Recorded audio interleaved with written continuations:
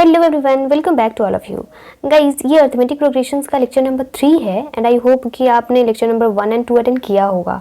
अगर नहीं किया है तो प्लीज़ आप पहले उसको देख लो, फिर ये वाला लेक्चर देखना, बहुत अच्छे से समझ आ जाएंगी सारी बातें। राइट, आज हम लोग एक्सरसाइज 5.2 को डिस्कस करने वाले हैं, पर उससे पहले मैंने आपको पिछले वाले लेक्चर में जहाँ पे छोड़ा था हम लोग वहीं से कंटिन्यू करेंगे। तो मैंने वहाँ पे आपको बताया था कि फॉर एग्जांपल हमारे पास कोई एपी है, जैसे 2, 4, 6, 8, राइट। तो इसमें मैंने आपको बताया था कि ये फर्स्ट टर्म होता है जिसको कि A1 भी कह सकते हो या A भी कह सकते हो, एंड दो टर्म्स के बीच का जो डिफरेंस होता है, तो नेक्स्ट वाले टर्म में से जब प्रीवियस वाले टर्म को सब्ट्रैक्ट करते हैं तो हमारा आ जाता है D। और चूंकि ये AP में है इसलिए हमारा जो D होगा वो सब जगह पे कॉमन ही आएगा, इसलिए हम लोग उसको कॉमन डिफरेंस भी कहते हैं, है ना। और जब मेरे को D पता है तो मैं आगे के टर्म्स को भी प्रेडिक्ट कर सकती हूँ, मैंने आपको बताया था। पर यहाँ पे दिक्कत ये आ रही थी कि मेरे को आगे का टर्म चाहिए तो उसके जस्ट पीछे वाला टर्म पता होना इम्पोर्टेंट था।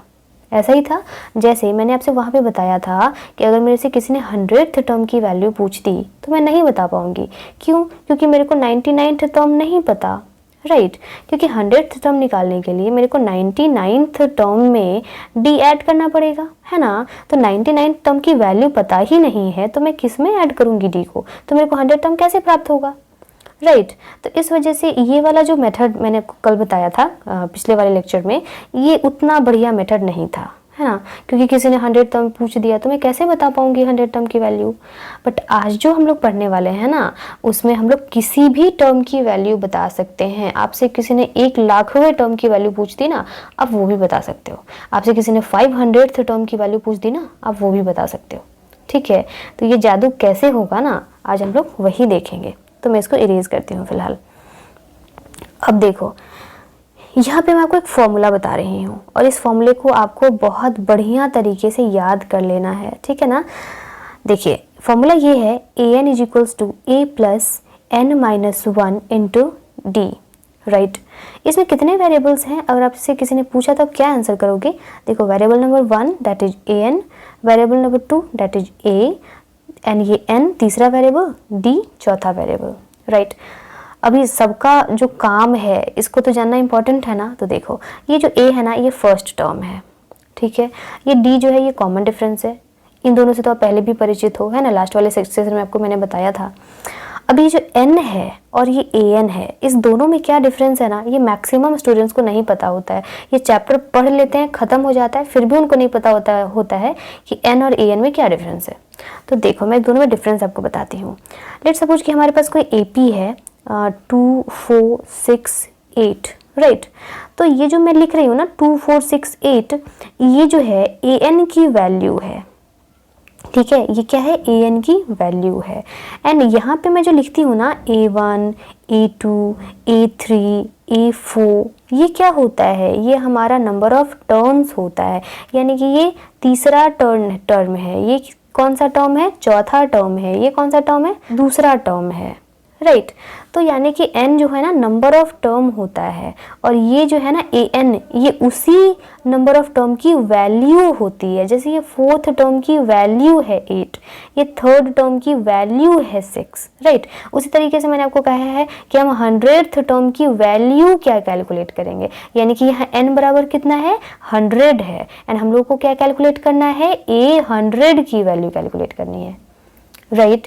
तो इन दोनों में यही फर्क है। n मतलब नंबर ऑफ टर्म होता है एंड an मतलब उसी nth टर्म की वैल्यू क्या है, राइट। आई थिंक आपको इतना क्लियर हो गया होगा। चलिए, इसके बाद हम लोग इसी फॉर्मूले को बढ़िया से यूज़ कैसे करना है ना, ये हम लोग देखेंगे। तो मैंने आपको वहीं पे छोड़ा था कि हमारे पास कितने वेरिएबल्स हैं इस वाले फॉर्मूले में। तो 4 वेरिएबल्स हैं। पहला तो first term and common difference, right, and ये n number of terms and ये उसकी वैल्यू, राइट। तो इसमें से आपको नहीं लगता कि कोई 3 दिया हो तो हम चौथा कैलकुलेट कर सकते हैं? बिल्कुल कर सकते हैं।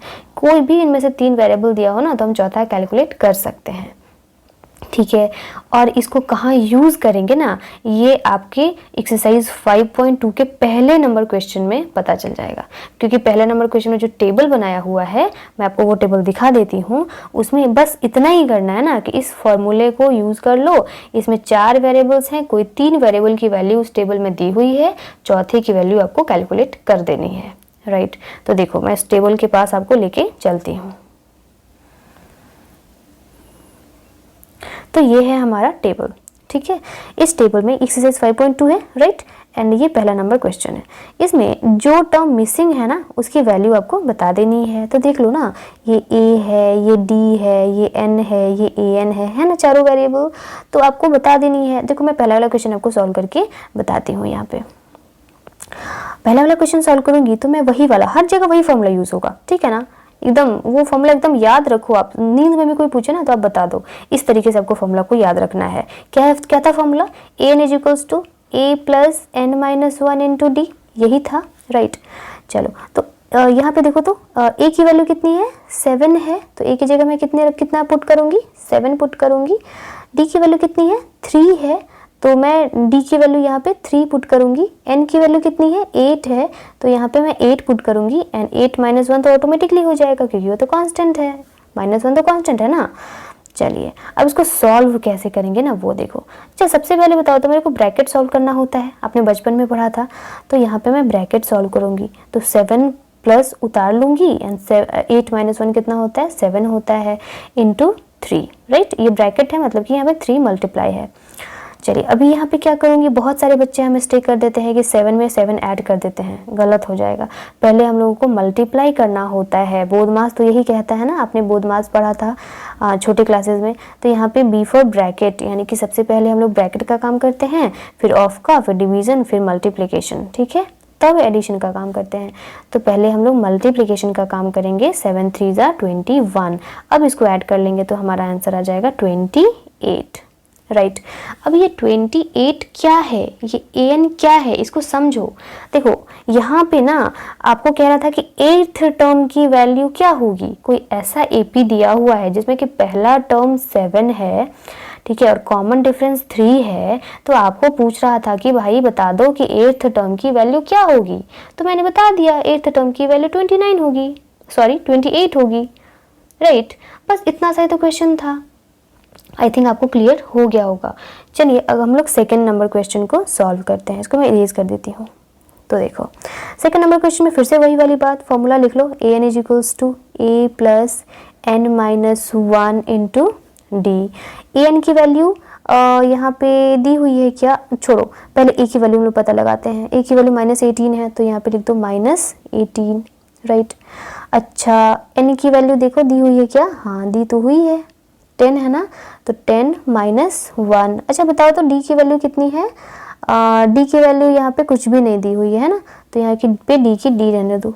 और ए एन की वैल्यू कितनी है, 0 है, तो मैंने यहाँ पे 0 लिख दिया, ठीक है ना। आप अच्छे से देख पाओ, इस वजह से मैं इसको इरेज कर देती हूँ, ठीक है। अब देखो यहाँ पे मैं सेकेंड क्वेश्चन सॉल्व कर रही हूँ। हाँ तो यहाँ पे वापस से मेरे को डी कैलकुलेट करना है, तो मैं कैसे करूँगी वो देखना। मैं क्या करूँगी ना, सबसे पहले यहाँ पे जो -18 है ना, इसको पहले हटाओ, यहाँ से डिस्टर्ब कर रहा है बहुत ज़्यादा, इसको हटाओ। इसको हटाएंगे तो क्या करेंगे, लेफ्ट हैंड साइड में लेके जाएंगे ना, तो 0 प्लस 18, क्योंकि अपना साइन तो चेंज करके जाएगा लेफ्ट हैंड साइड में, तो 0 प्लस 18 हो गया, इज इक्वल्स टू 10 माइनस 1 कितना होता है, 9 होता है, तो 9d, राइट। तो ये हो गया 18 is equals to 9d, and आपको तो पता है ये 2 टाइम्स में डिवाइड हो जाएगा, इसलिए d is equals to 2, common difference 2 आ गया। कितना आसान सा क्वेश्चन था ना, बहुत इजी है, बस आपको ये फॉर्मूला याद होना चाहिए एंड इसको यूज़ करने आना चाहिए, राइट। एंड थोड़ी बहुत दिक्कत हो जाती है स्टूडेंट्स को सॉल्व करने में, तो मैं तो सॉल्व करके आपको बता ही रही हूँ, आप अच्छे से प्रैक्टिस कर लेना, बहुत बड़ी चीज़ नहीं है, ठीक है। तो चलो हम लोग नेक्स्ट क्वेश्चन पे मूव करते हैं। क्वेश्चन नंबर 3, फिर से वही वाला फॉर्मूला मैं लिखूंगी, A N is equals to A plus N minus 1 into D. देखो तो बेटा ए की वैल्यू कितनी दी हुई है, नहीं दी हुई है ना, तो ए को मैं ए ही रहने दूंगी। एन की वैल्यू कितनी दी हुई है, 18, तो मैं 18 लिखूंगी, 18 माइनस 1। अच्छा डी की वैल्यू कितनी दी हुई है, -3, तो यहाँ पे मैं लिख दूंगी -3, ठीक है। और ए एन की वैल्यू भी दी हुई है ना -5। हो गया। चलो अब इसको कैसे सॉल्व करेंगे वो देखो। तो सबसे पहले तो ये है कि मैं यहाँ पे a प्लस इसको सॉल्व कर लूँ क्योंकि ब्रैकेट है, तो 18 - 1 कितना होता है 17 होता है, 17 इंटू -3 ओके, एंड ये -5 आप वैसे ही उतार लो। अब क्या करेंगे, तो अब कुछ भी नहीं करना, मल्टीप्लिकेशन करेंगे। बदमाश यही तो कहता है ना, पहले मल्टीप्लिकेशन करिए तो करिए। तो यहाँ पे हो जाएगा प्लस माइनस माइनस, मैंने यहाँ पे गलती से प्लस लिख दिया, ठीक है, तो इसको माइनस कर लो, ठीक है। तो ये हो जाएगा 17 3 जा 20 51 ओके। अच्छा आप इसको ऐसे भी लिख सकते थे, यहाँ पे आप a प्लस माइनस -51 भी लिख सकते थे, ठीक है ना, क्योंकि ये भी सॉल्व करने पे ना इतना ही आएगा। देख लो ना, ब्रैकेट तोड़ोगे तो प्लस माइनस -51, देखो सेम आ रहा है ना, सेम आ रहा है। चलिए अब मैं इसको इरेज कर देती हूँ, ठीक है। चलो अब इसको आगे कंटिन्यू करते हैं हम लोग। ये तो -5 रहेगा ही। अब इसको सॉल्व करना तो कैसे करूँगी मैं, ये जो 51 है ना, एक्चुअली ये 51 नहीं है -51 है, राइट, ये -51 है। तो -51 को आप राइट लेफ्ट हैंड साइड लेके आ जाओ, तो ये -5 एंड ये +51 इज इक्वल्स टू a, ठीक है। तो इसका आंसर कितना आ जाएगा 46 आ जाएगा, ठीक है। 46 क्यों आएगा, क्योंकि ये जो बड़ा होता है उसका साइन देते हैं तो प्लस का साइन आएगा, तो प्लस का साइन तो लिखते नहीं है, एंड 51 में से 5 को सब्ट्रैक्ट करेंगे तो 46 आएगा, ठीक है। तो ये हो गई हमारी a की वैल्यू। कितना आसान सा क्वेश्चन था ना। चलिए फिर आगे बढ़ते हैं हम लोग। देखो अब हम लोग सॉल्व करेंगे क्वेश्चन नंबर 4। फिर से वही वाला फॉर्मूला लिखूंगी मैं, an is equals to a plus n-1 into d. an की नहीं, पहले हम लोग a की वैल्यू लिखते हैं। a की वैल्यू कितनी है -18.9 है ना, ओके। n की वैल्यू कितनी है नहीं दे रखी है, तो n को ऐसे रहने दो -1। अच्छा d की वैल्यू कितनी है 2.5 है, तो 2.5 लिख दूंगी मैं। an की वैल्यू कितनी है 3.6 है, राइट। हाँ इस क्वेश्चन को, ये क्वेश्चन अच्छा है, सॉल्व करने के लिए अच्छा है। देखो कैसे, तो सबसे पहले मैं क्या करूँगी, इसको हटाओ, यहाँ से डिस्टर्ब कर रहा है, तो 3.6 प्लस कर दो इधर, क्योंकि अपना साइन तो चेंज हो जाएगा ना। चलो अब इसमें यहाँ पे n-1 इंटू 2.5 उतार लो, राइट। इसको ऐड करेंगे तो कितना होगा 9 and 6 कितना होता है 5.8 and 3 11 and 1 कैरी था, तो 12 का 2 carry 1 and 1 2, right, is equals to. अभी देखो यहाँ पे बहुत सारे स्टूडेंट क्या करेंगे ना, इसको मल्टीप्लाई कर देंगे। मत करना, बहुत बड़ी बेवकूफ़ी करोगे। इसको क्या करो ना, n-1 ऐसे ही रहने दो, एंड इसको ला करके इधर डिवाइड कर दो, क्योंकि मल्टीप्लिकेशन में उधर यहाँ पे डिवाइड आ जाएगा। कितना इजी हो गया ना। अब इसको सॉल्व करना है तो ये कट जाएगा, कितने टाइम्स में कटेगा, ये देखो पॉइंट से पॉइंट तो ऐसे ही गायब हो गया, तो ये कितने टाइम्स में जाएगा 9 टाइम्स में जाएगा, यानी कि 9 इज इक्वल्स टू n-1, तो इसलिए n इज इक्वल्स टू 10। कितना आसान था ना, ठीक है। आप ना बस ट्रिक से सॉल्व करो, सॉल्व करने का टेक्निक सीख लो, ठीक है ना। देखो दिल्ली तो सब कोई चला जाएगा, है ना, कोई एरोप्लेन से जाता है, कोई ट्रेन से जाता है, कोई पैदल भी जाता है ना। बट जो बुद्धिमान है वो शॉर्टकट अपनाएगा ना, कि कितने कम समय में वो दिल्ली पहुंच जाए। तो वही वाली बात है, सॉल्व तो आप किसी भी मेथड से कर सकते हो, बट आप उसी मेथड को अपनाओ जो ईजीएस्ट है, जिसे बहुत कम समय लगे, जिसे गलतियाँ होने के चांसेस बहुत कम हो, है कि नहीं है।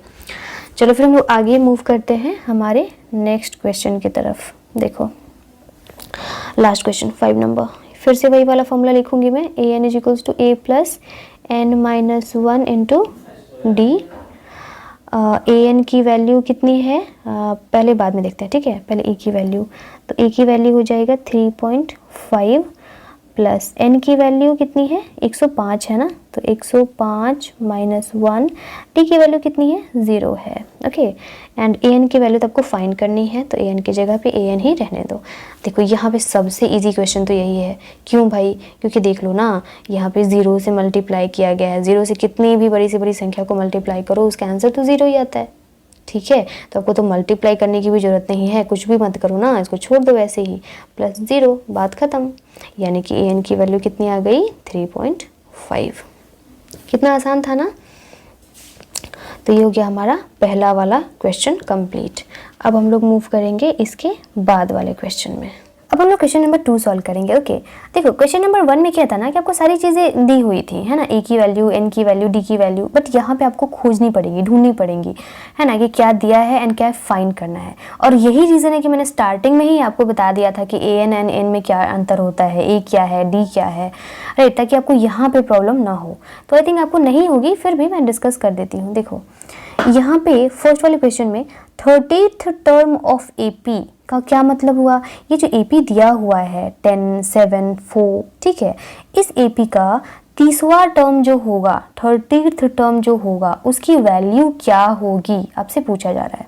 ठीक है, तो अभी तक आपने गेस कर लिया होगा कि यानी कि मतलब कि आपको ए दिया हुआ है, ए कितना हो जाएगा, 10 हो जाएगा ना फर्स्ट टर्म। डी भी आप निकाल सकते हो, कैसे निकालोगे, तो बाद वाले टर्म में से पहले वाले टर्म को सब्ट्रैक्ट करेंगे, है ना, यानी कि 7 में से 10 को सब्ट्रैक्ट करेंगे तो -3 आ जाएगा। देखो यहाँ पे मिस्टेक मत करना, आप पहले वाले टर्म में से बाद वाले को सब्ट्रैक्ट मत करना, ये मैंने पहले वाले सेशन में भी आपको बताया था, राइट। चलिए, तो यहाँ पे 7 में से हम लोग 10 सब्ट्रैक्ट करेंगे तो हमारा आंसर आएगा -3, डी की वैल्यू। अब n दिया हुआ है, कितना दिया हुआ है, 30th टर्म निकालना है ना, यानी कि n की वैल्यू आपको 30 दी हुई है एंड आपको निकालना क्या है, an नहीं निकालना है, क्योंकि n की वैल्यू तो 30 पता है ना आपको।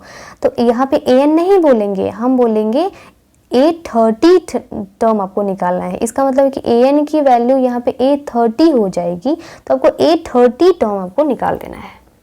ठीक है, इसको सॉल्व कैसे करेंगे, तो वही वाला टेक्निक है ना। देखो A N is equals to A plus N minus 1 into D होता है ना। अभी यहाँ पे वैल्यूज़ पुट करो, ए की वैल्यू कितना पुट करेंगे 10, एन की वैल्यू कितना पुट करेंगे 30 माइनस 1 एंड डी की वैल्यू कितना पुट करेंगे -3, तो हमारा मिल जाएगा ए एन नहीं मिलेगा, A30 मिलेगा, राइट। चलो अभी यहाँ पे सॉल्व कर लेते हैं। तो 10 प्लस 30 माइनस 1 कितना होगा, तो ये 29 होगा, 29 इंटू -3, राइट। अब इसको सॉल्व करेंगे तो 10 एंड ये प्लस माइनस माइनस और ये हो जाएगा 7, 3 2 जा 6 और 2 8, ठीक है, 87 एंड हम लोग ये सब्ट्रैक्ट करेंगे तो आएगा -77, यानी कि A30 की वैल्यू कितनी आ जाएगी, -77 आ जाएगी, राइट। तो ये हमारा क्वेश्चन कंप्लीट होता है। यहाँ पे कुछ भी तो नहीं था, पहला नंबर क्वेश्चन और सेकंड नंबर क्वेश्चन लगभग सेम है ना। चलो फिर आगे के क्वेश्चन की तरफ मूव कर। अब हम लोग क्वेश्चन नंबर 2 देखते हैं। इसमें दिया हुआ है a की वैल्यू -3, d की वैल्यू कैलकुलेट कर लेंगे, -1/2 में से सब्ट्रैक्ट करेंगे -3 को, तो ये हो जाएगा -1/2 + 3 हो जाएगा ना, एंड एलसीएम ले लेंगे तो ये हो जाएगा 2 - 1 एंड ये हो जाएगा 6, दैट इज 5/2, यही होगा, राइट। चलो फिर ये हो गई हमारी 5/2 डी की वैल्यू।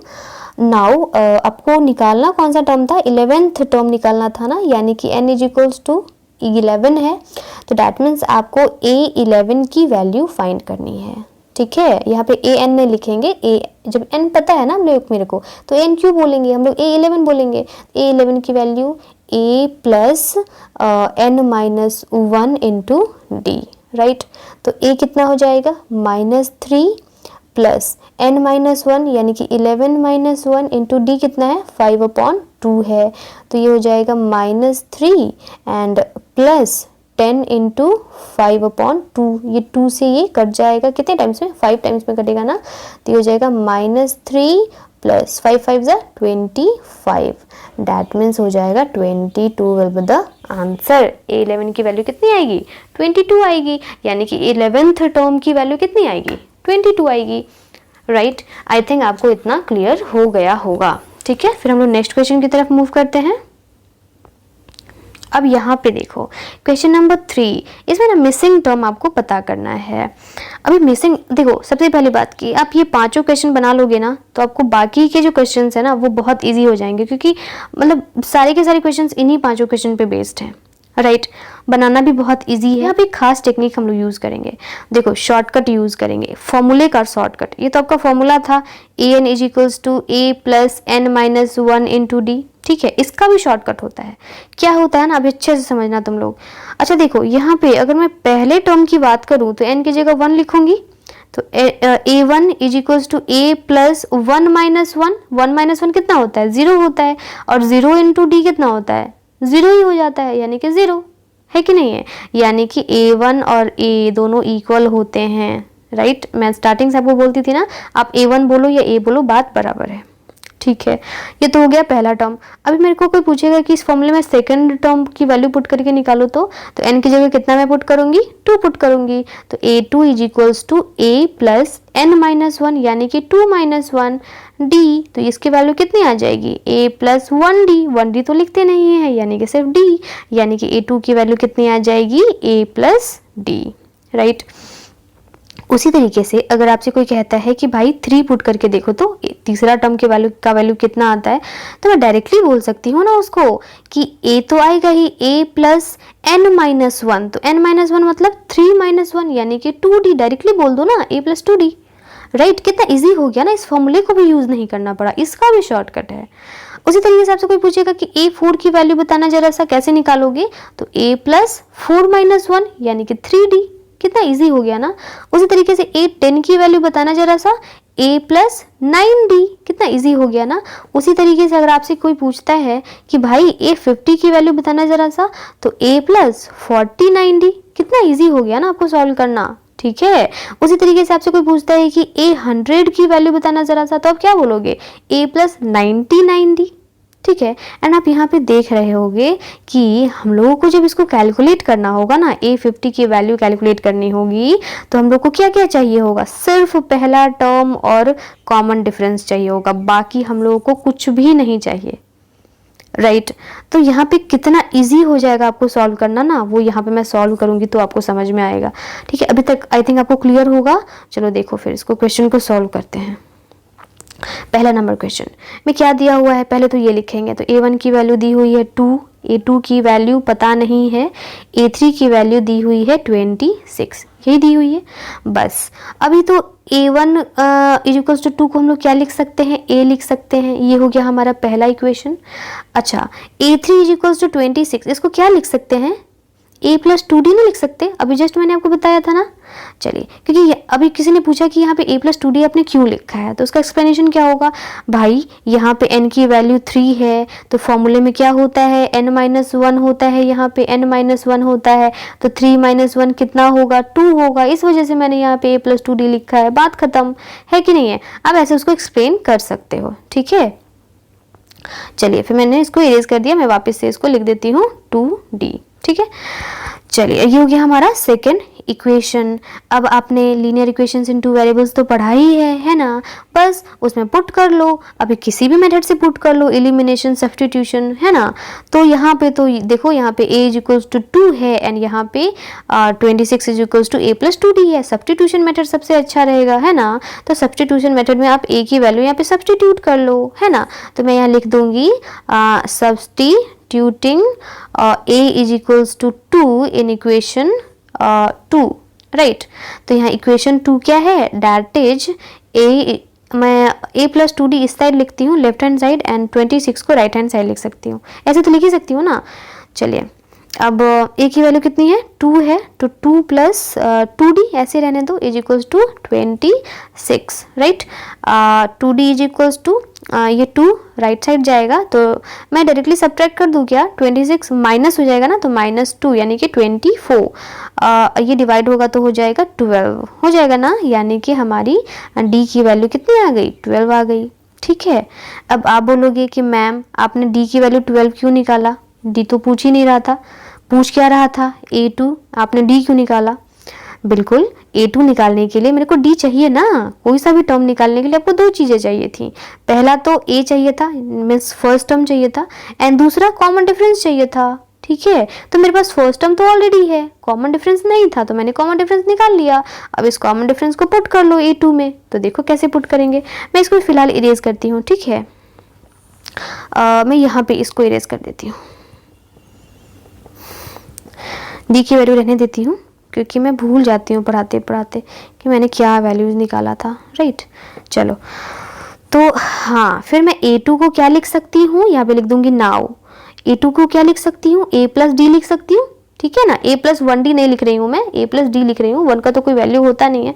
चलो a की वैल्यू कितना है 2 है और d की वैल्यू कितनी है 12 है। ओके, तो ये हो जाएगा 14, यानी कि a2 की वैल्यू हो जाएगी 14। कितना आसान था ना।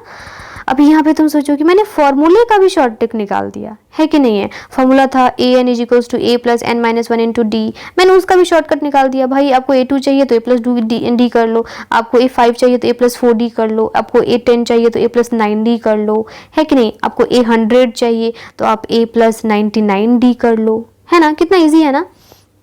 चलो इसी तरह से हम लोग अभी नेक्स्ट क्वेश्चन सॉल्व करेंगे, क्वेश्चन नंबर 2। देखो यहाँ पे पहले तो गिवन क्या क्या है, तो a1 पता नहीं है, क्वेश्चन मार्क लो, यहाँ पे तो पहला ही टर्म पता नहीं है। फिर देखते हैं आगे कैसे सॉल्व करना है। a2 पता है 13 है, और उसी तरीके से मेरे पास a3 नहीं पता ना, a3 नहीं पता, एंड a4 पता है 3 है, राइट। कैसे पता लगाएंगे भाई। अब मेरे को पहला टर्म चाहिए, a3 चाहिए। a3 सॉल्व करने के लिए मेरे को a प्लस 2d करना होगा, तो मतलब कि मेरे को a भी चाहिए d भी चाहिए, ना a पता है ना d पता है, कैसे निकालेंगे। तो देखो बिल्कुल निकालेंगे, लीनियर इक्वेशन हमने पढ़ा है ना, उसी की हेल्प से निकालेंगे। अच्छा बेटा यहाँ पे a2 इक्वल्स टू 13 लिखा हुआ है, a2 इक्वल्स टू 13 दिया, क्योंकि जो दिया है उसी की हेल्प से मेरे को सॉल्व करना है कि नहीं। तो a2 इक्वल्स टू 13 दिया, क्या मैं इसको a प्लस d लिख सकती हूँ क्या, पहला इक्वेशन। बिल्कुल लिख सकती हूँ।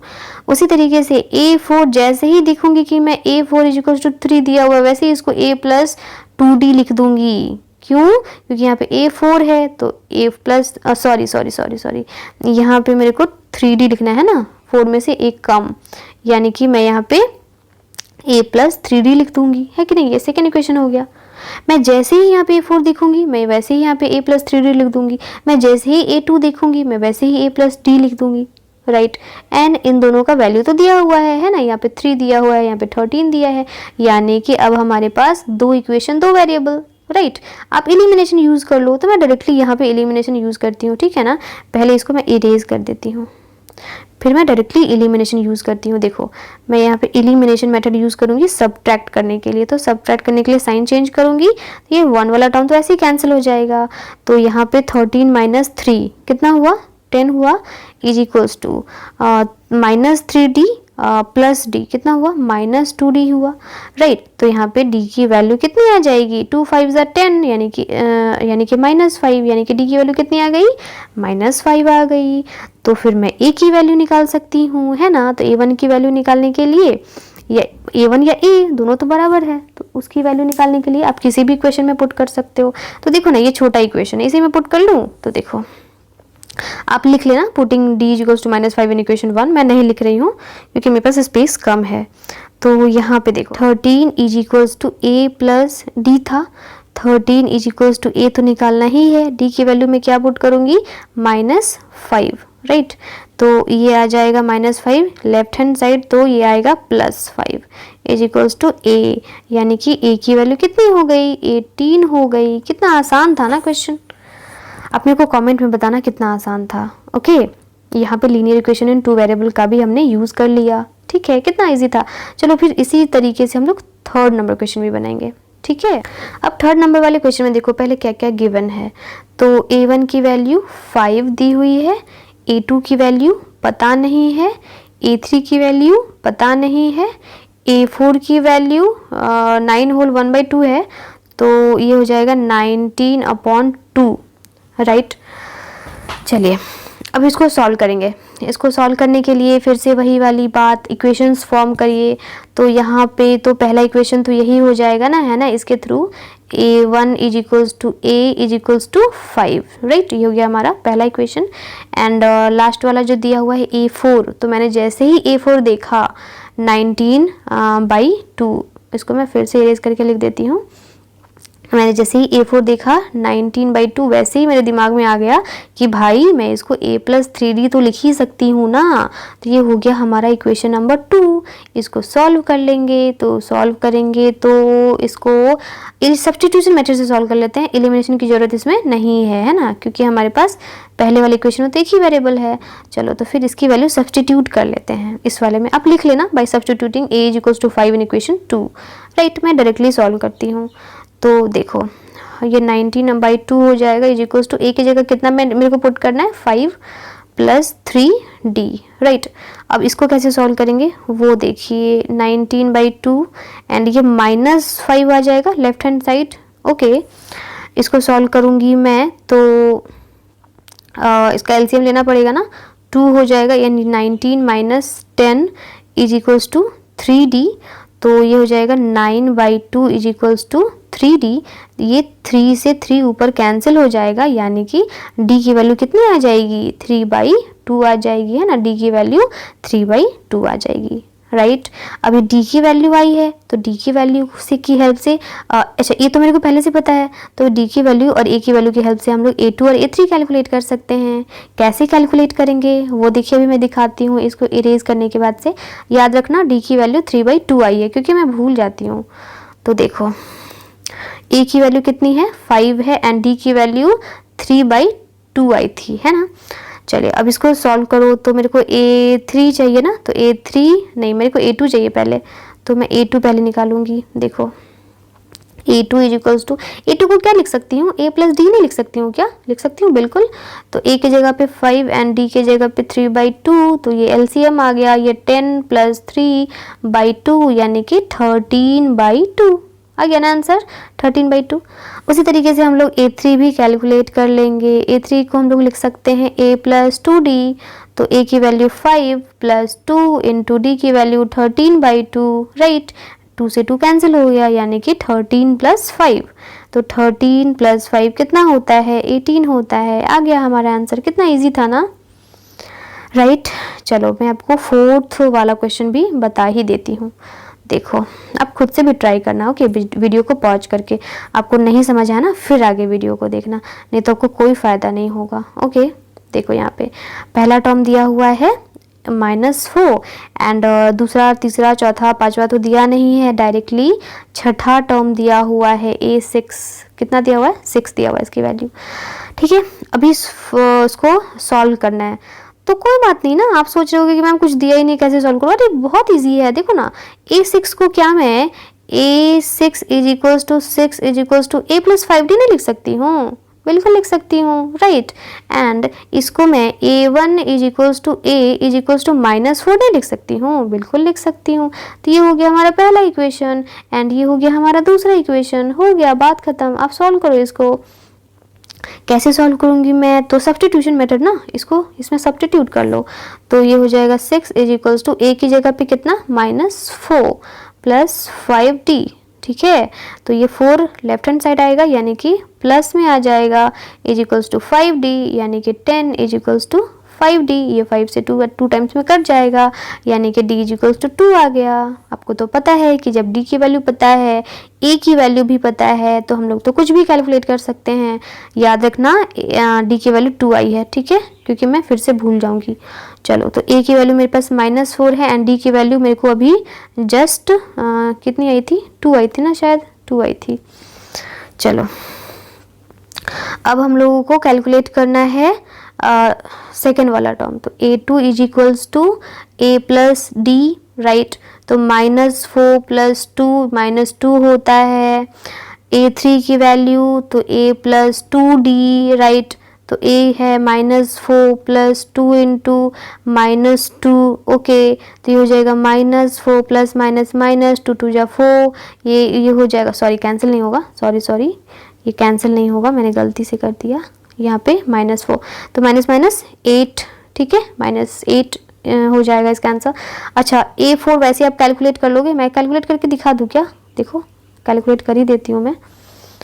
a4, a2 को भी इरेज कर देती हूँ। अच्छा d2 ही था ना, मेरे को ध्यान में नहीं है, अब देख लेना एक बारी। अब देखो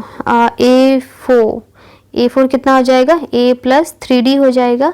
तो ये हो जाएगा -4 + 3 और d की वैल्यू 2। चलो तो फिर -4 3 2 जा 6, यानी कि आएगा आंसर 2। उसी तरीके से a5 की value a + 4d is equals to a की वैल्यू -4 + 4 इंटू d की वैल्यू कितनी 2। तो ये हो जाएगा -4, पहले मल्टीप्लिकेशन करेंगे, तो 4 2 जा 8, यानी कि आ जाएगा 4, सारे टर्म्स निकल गए ना। कितना इजी तो था, बहुत इजी था। आप सॉल्व करना, वीडियो को पॉज करके फिर से सॉल्व करना, राइट।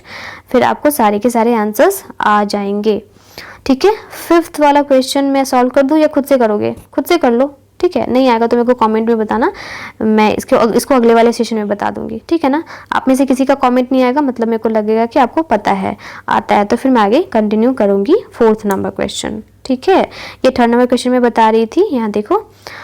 चलो फिर तो 4th नंबर क्वेश्चन के लिए आप रेडी रहना इसको कंप्लीट करने के बाद, ठीक है ना। उसको मैं कल अपलोड करती हूँ, ठीक है। तो बाय बाय, थैंक यू।